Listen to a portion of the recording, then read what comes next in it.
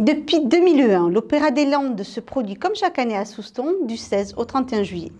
Notre journaliste est allé à la première de l'œuvre phare, La Bohème de Puccini, le 23 juillet dernier. Chaque année, l'Opéra des Landes propose de découvrir des œuvres classiques. Pour son 13e festival, Olivier Touzis nous fait redécouvrir La Bohème de Puccini. En fait, c'est un extrait des scènes de la vie de Bohème de Burger, d'une pièce du 19e siècle. Donc ça dépeint en même temps une situation sociale de la vie à Paris au 19e siècle.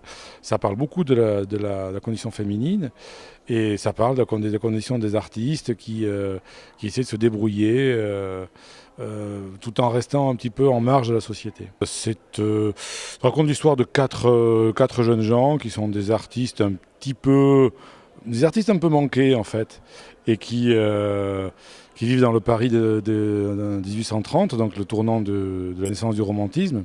Il y a un peintre, un musicien, un philosophe et un écrivain. Et une fille arrive dans leur vie, ils ont tous des nanas.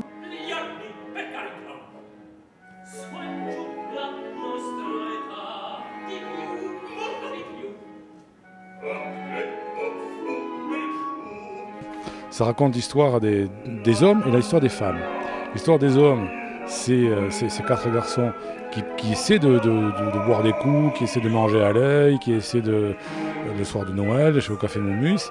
Et les filles qui sont avec ces gars, elles ont deux solutions. Soit des petits boulots pour vivoter, soit trouver un protecteur. Donc elles vont du protecteur à l'ami de cœur. Et ce qui crée des jalousies, évidemment, des grands problèmes, des grandes scènes de jalousie.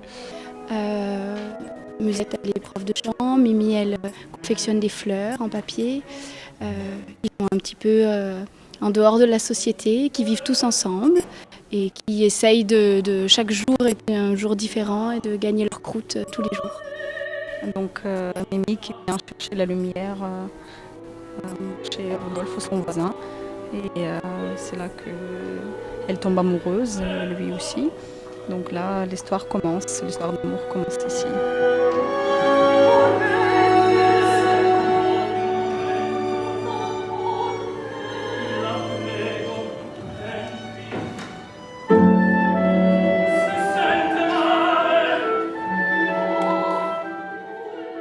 Quatre actes nous attendent, chantés en italien et traduits par des sous-titres, comme dans tous les opéras.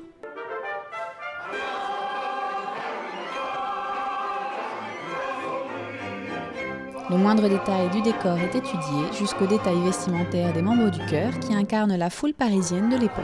Ils sont dans un café, donc ça peut être tout le monde, ça peut être des gens qui se retrouvent, il y a des marchands, il y a des gens qui viennent vendre leur confection, il y a des bourgeois qui viennent acheter, mais ce n'est pas des gens qui ont en fait une quelconque connexion avec tout ce petit groupe d'amis.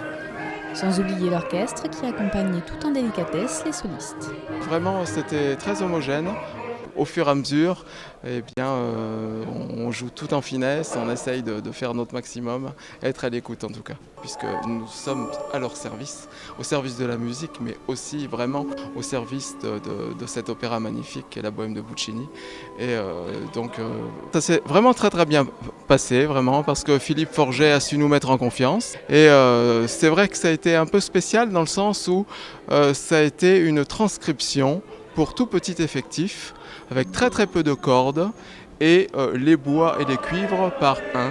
Et donc c'est finalement un travail de musique de chambre que Philippe Forget a su nous faire. Et voilà, et c'est vrai que ce chef d'orchestre est rempli de sensibilité et de talent. Voilà, et puis un petit mot pour celui qui finalement fédère tout ça, Olivier Touzis. C'est lui qui depuis de nombreuses années a pensé cet opéra des Landes. Et de plus en plus, il grandit, il commence à être vraiment connu un peu partout.